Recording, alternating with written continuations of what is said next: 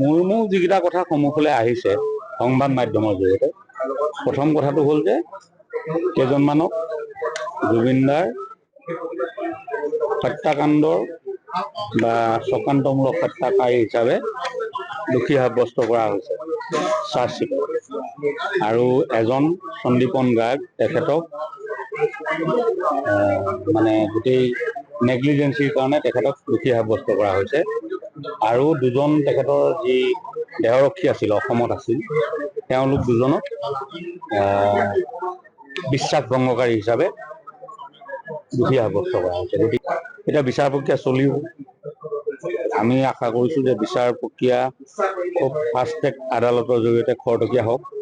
তাৰ লগতে যিসকলক SIT-য়ে হেৰিলৈ মাতিছিলে, গতিকে তেওঁলোকৰ সাক্ষ্য লোৱা হৈছিলে, গতিকে তেওঁলোকক কোৰ্টে আকৌ বিচাৰিব। গতিকে সেইচোৱা সময়ত যাতে তেওঁলোকে আজি নোৱাৰিম, কালি নোৱাৰিম জাতীয় কথা নকয়, সকলোৱে যাতে সময়ত উপস্থিত থাকি জুবিনদাৰ এই যি মহাপ্ৰয়াণৰ যি পৰিঘটনা, সেই ঘটনাৰ প্ৰকৃত সত্য ছবিখন ৰাইজৰ ওচৰলৈ সোনকালে পোহৰলৈ অহাত সকলোৱে যাতে সহযোগ কৰে, তাৰ কাৰণে আহ্বান জনাইছোঁ।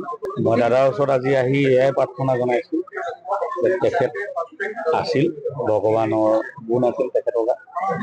তেখেতে আচল পথটো দেখুৱাব, কি ঘটিছিল, কিবা কিবি ধৰণে হ'লেও ওলাই আহিব। সেই ঘাটক ৰাইজৰ সন্মুখলৈ ওলাই আহিব লাগিব।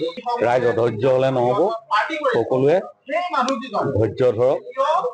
গোটেই ঘটনাটো